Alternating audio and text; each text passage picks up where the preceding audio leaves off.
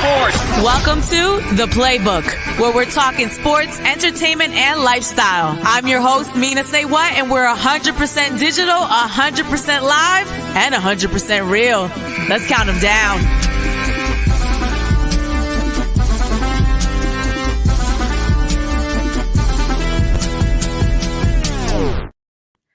Hello, good people. Welcome to The Playbook. It's our digital sports show. I'm your host, Mina SayWhat. I'm so happy to be talking to you.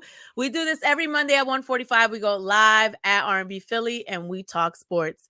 I want to bring in my friend and brother, Terrell Thomas, senior sports and entertainment editor from These Urban Times. Okay, we glowing today, T. All right. I noticed that too. I thought it was you. I thought you was bringing that shine on and whatnot. No, that's you. Good afternoon. You glowing down in Atlanta. Y'all ain't got no snow.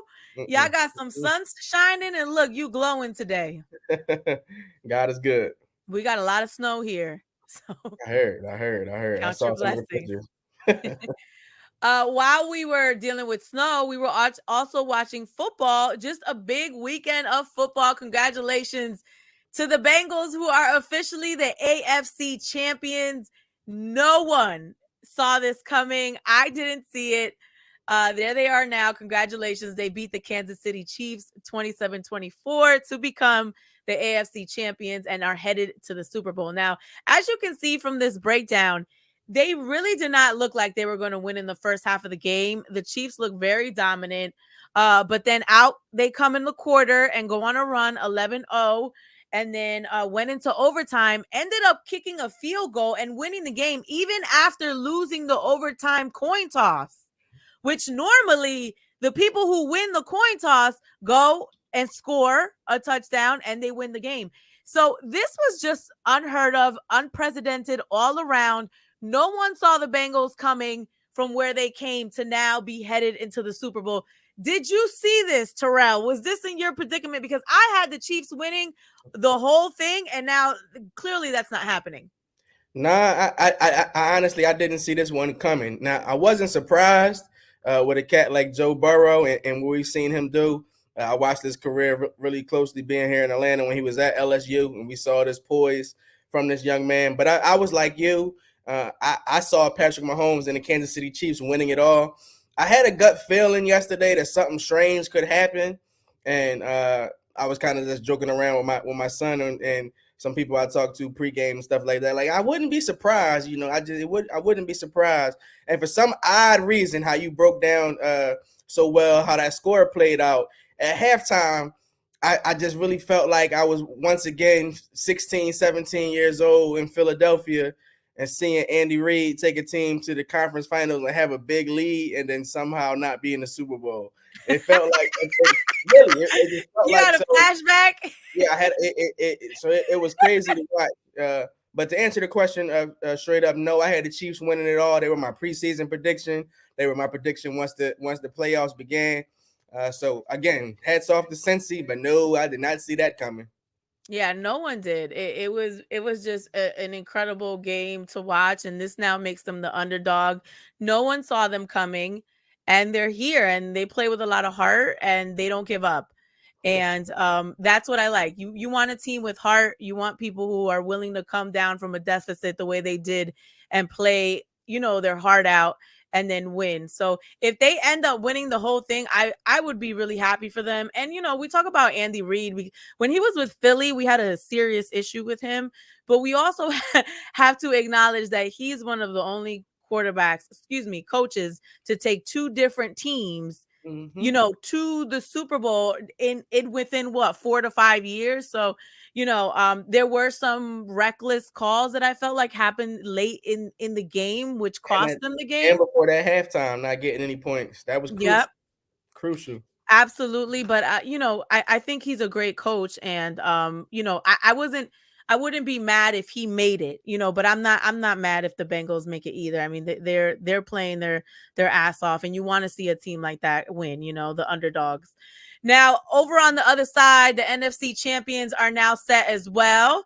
Congratulations to the Rams. They beat the 49ers 2017, making them the NFC champions. I did have the Rams beating the 49ers Sean had the 49ers beating the Rams and then going to the Super Bowl. What did you see from this game, Terrell? Now, I was like you in this one as well. I had the Rams. And again, my preseason pick was the Rams and the Chiefs. So I was real sour because back in September, I picked the Rams and the Chiefs to be here. So for the Chiefs, they messed up those predictions. They had me like, ah. But the Rams, they just seem they put all their chips on the table about this time last year. They picked up Matthew Stafford. They traded for him, gave away a lot of draft picks. Then we saw them in the middle of the season pick up two superstars. They brought Odell Beckham Jr. over, and then also bringing a defensive talent like Von Miller. So the Rams are a stacked team. We talk about it a lot in the NBA when we talk about these super teams that are put together. But this is the closest that you get to a super team in the NFL with all the stars they have on both sides of the ball. So I was surprised that they were down at one point how they were. But San Fran is a very, very well-coached team, very gritty team. The gentleman Deebo Samuel's right up the road from South Carolina. He's damn sure a beast out there. It was great to see him break out during the postseason. But I was not surprised with the Rams. I saw them pretty much getting to this point, and I thought the only people that would be in their way would be Patrick Mahomes and the Chiefs. So I do think that the future's bright for them. Same. Speaking of Odell Beckham Jr. and Deebo, they had a moment after the game. Obviously, you play for this moment, and then all of a sudden it slips away. It can be emotional. Watch Odell Beckham comforting Deebo. Matthew Stafford, 31 of 45 for 337. 2 touchdowns and a pick in an emotional moment between Odell Beckham Jr. and Mr. Everything for the 40. Yeah, I mean, it's hard. You know, you play, you leave it all out there, and it's not enough. It's, it can be emotional. I really enjoy seeing things like this because as competitive as people are on the field, that off the field, it's like everyone's a human. We were all trying to get to this point, and I'm gonna comfort you because you're feeling some type of way because your team didn't make it. I loved everything about that. Yeah, I did as well. A lot of people give Jimmy G a lot of flack about being a subpar quarterback. Odell probably let him know, I know how you feel. I played with Baker Mayfield. I know how you feel. Is that what he said in his ear? I know how you feel. Better days are ahead. If I was a reporter on the sideline, I'd be thinking about stuff like that. Like, I would be like, so what was the conversation like? What did you whisper in his ear as you're wiping his tears away? Like, I would be willing to bet that's what he let him know. I know how you feel. I have been there. Also at this game were Big Sean and Janae Aiko, aka Sarah Michelle Gellar, and someone else, and Freddie Prinze Jr. Yeah, they turned Big Sean into a white woman. You messed this one up. Right. And then there's also video of them all hanging out along with Offset and YG. Watch this. First and 10.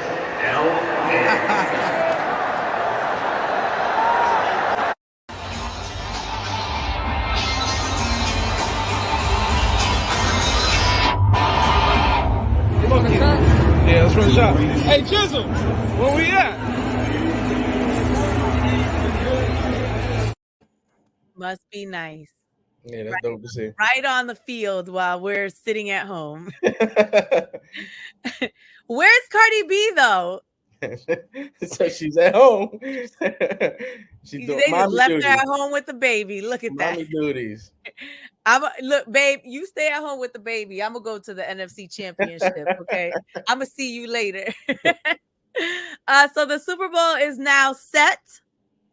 As I mentioned, the Bengals are the underdog. The Rams, this is like a home game for them because the Super Bowl is in Los Angeles this year. So who do you have winning? Do you have the Rams, who kind of have like a home field advantage? Are we doing the underdogs, the Bengals, because it's so miraculous that they even got here? What are we doing? I'm going with the Rams in this one. Again, Joe Burrow, heck of a player, heck of a talent. I think this Bengals offense is extremely talented, but just too much star power in LA. Too much star power in LA, and with them being at home, I think it's a year of destiny. So I would go with the Rams. Yeah, I kind of agree with you, but a small part of me wants the Bengals to win just because of what they have achieved all year. And, you want to see the underdogs win. It reminds me a lot of the Eagles and when we were in the playoffs and I people see said that. that we weren't going to win, but we had that hunger, we had that drive, and, we had the talent. And again, I'm right along with you. The Rams got the talent. They're at home.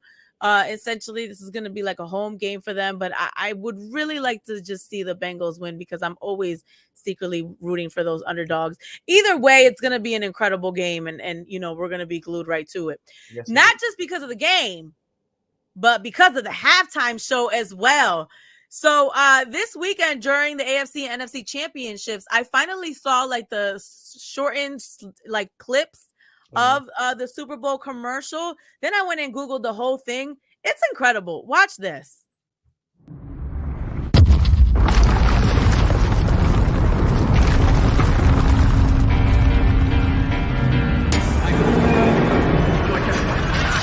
I'm beginning to feel like a rap god, who thinks their arms are long enough to slap spot. Will there be truth for the blueprints? Simply rage and youthful exuberance. Everybody loves to root for a nuisance. Hit the earth like an asteroid, need nothing but shoot for the moon since. Summer, lama, doom, lama, you assuming I'm a human. What I gotta do to get it through to you? I'm superhuman, innovative, and I made a rubber so that anything you say is shaking off of me and it'll glue to you and devastating. I know the haters are forever waiting for the day that they can say I fell off.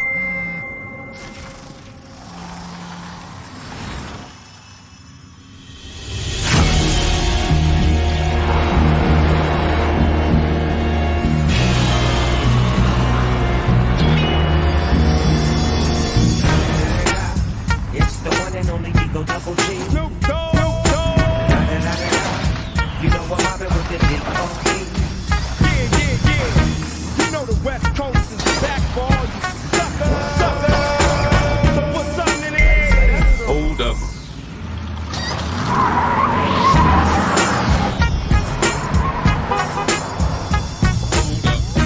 Hey, hope you're ready for the next episode. Hey.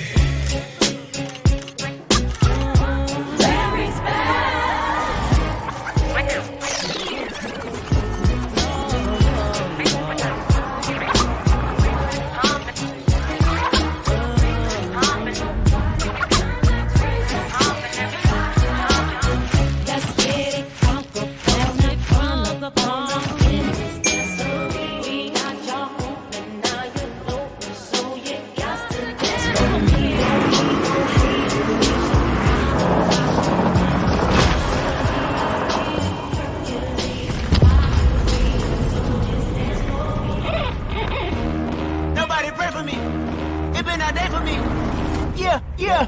Hey, I remember syrup sandwiches and crime allowances, finessing on them with some counterfeits, but now I'm counting this Parmesan with my accountant lips and holla.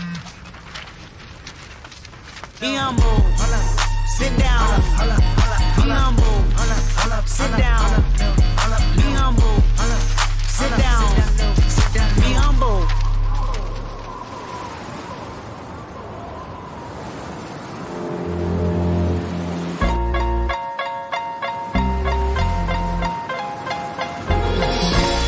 Snoop Dogg and D.R.E.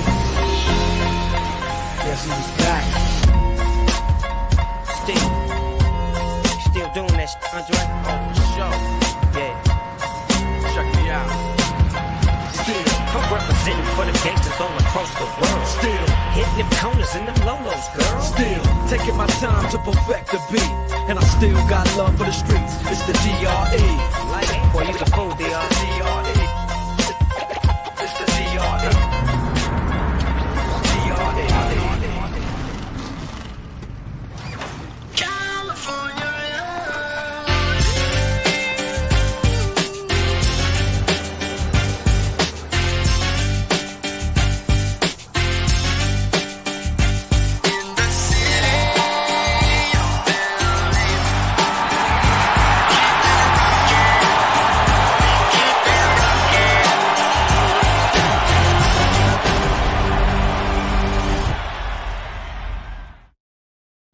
Shake for me, baby.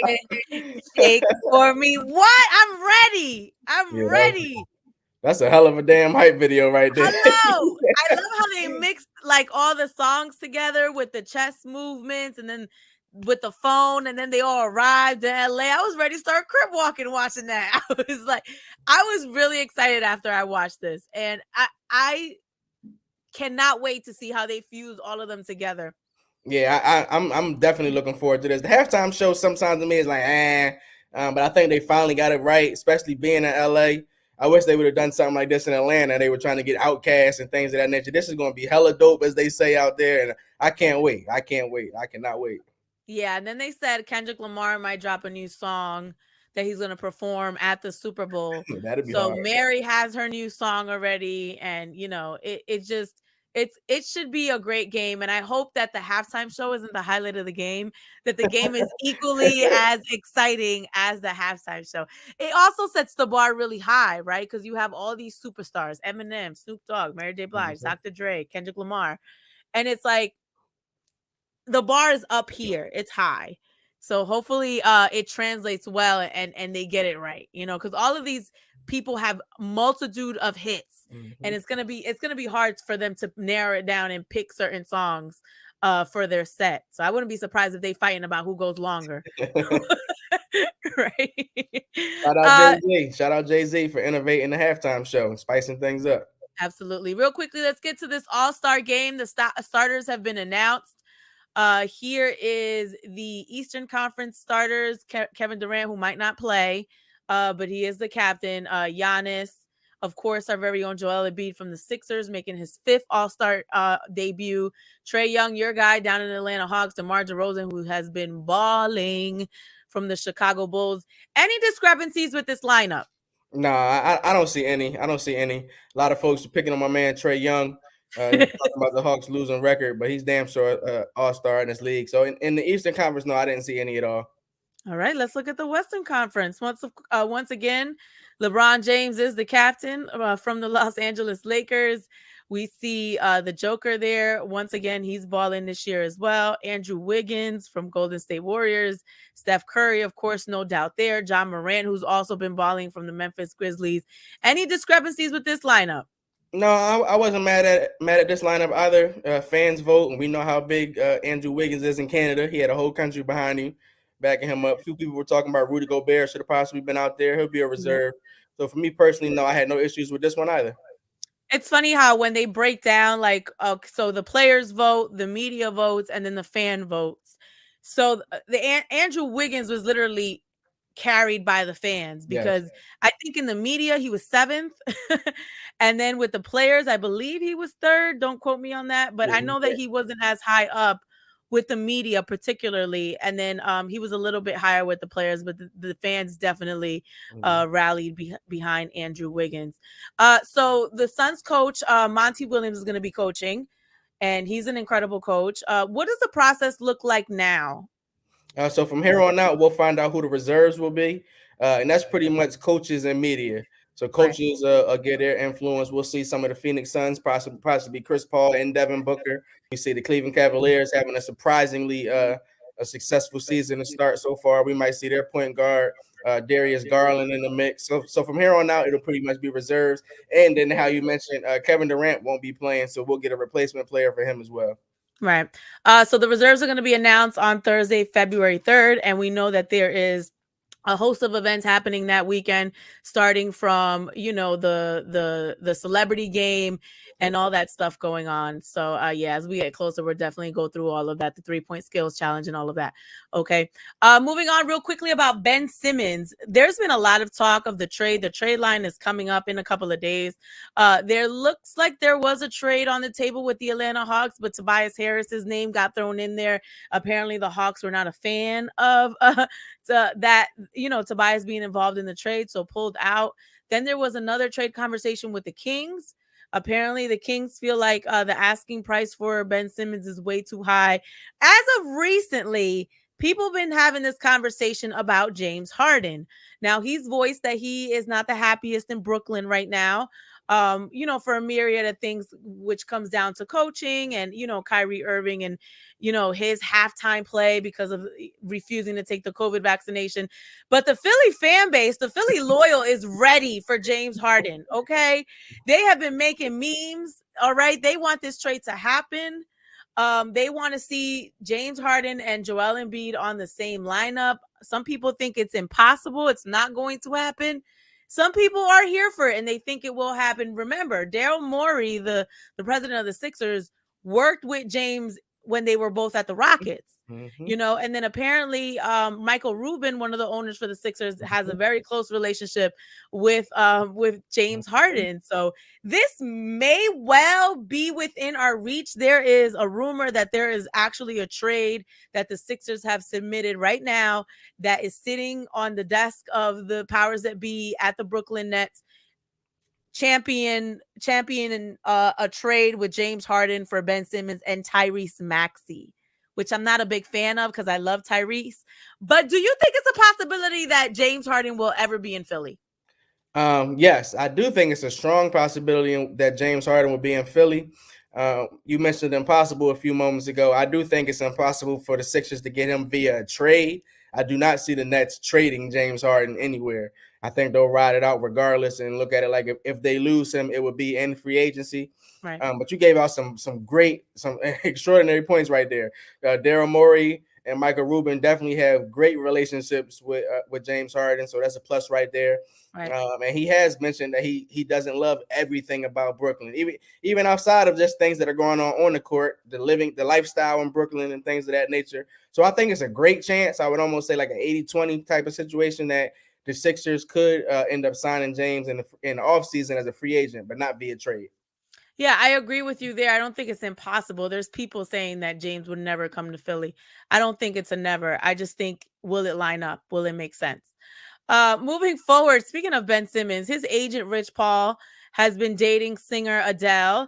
Apparently, the rumor today is that Adele has canceled her residency because of issues in her relationship with Rich Paul. They haven't spent a lot of time together. Apparently, there's some trouble in paradise. And shout out to our producer, Amir, who had the tea and said he heard Adele might be pregnant, and that's why she canceled her Vegas residency. Leave it to Rich Paul to not only mess up our trade and our deal with Ben Simmons, but mess up Adele's career too. What's going on here? I mean, hey, if that is the case, a life is always a blessing. But who knows? It could be COVID. It could be a lot of things. I think she'll get back on the track and be in Vegas soon, but it will be interesting to see when we find out why. Well, that's the rumor. Something that is factual is that Nick Cannon is bringing into the world his 8th child. Now, the reason we're talking about it here on the sports show is because this woman is allegedly Johnny Manziel, the football player, his ex-wife. So they had a gender reveal for the baby, and there she is. Her name is Bree Tiesi. She's a model. Apparently, she also did yoga where Nick goes to her yoga class or something like that. So there it is. Nick is making sure his DNA is spread all over the world. It's like 3 black people in that picture. He needs to stop. All right, let's look at plays this week. Our Sixers. We take on the Grizzlies tonight. It's a home game, 7:00. The Wizards on Wednesday, the Mavericks on Friday, and the very, very good Bulls on Sunday. What are you seeing from this lineup, T? I'm gonna go 3-1. I think the game to possibly watch is that Bulls lineup because they're a pretty gritty team. It's a nice matchup. I think it's gonna be great as you'll get a battle of all-stars, Morant versus Embiid. But I think the Sixers handle that. Bradley Beal won't be playing on Wednesday, so that should be an easy win for the Sixers. Then that Mavericks game is close, but I like the Sixers in that one as well. So I'm gonna go 3-1. All right, and we'll see what happens. As the Super Bowl is winding down, February 13th. We still have about a week before that happens, but yeah, we will continue to talk about that. Thank you for watching. It's the Playbook, our digital sports show. Thank you, Terrell Thomas. How can they find you? Thank you. You can check me out on Twitter, Eldorado2452, or These Urban Times, and also visit TheseUrbanTimes.com. That's right, and you better watch us here every Monday at 1:45. The Playbook with me, Mina SayWhat. Thanks for for watching The Playbook. I'm your host, Mina SayWhat, and you got something you want to talk about next week? You can always hit me up on social media at Mina SayWhat, and make sure you join us 1:45 next Monday on R&B Philly's Facebook, Twitter, YouTube, and Twitch. We'll see you then.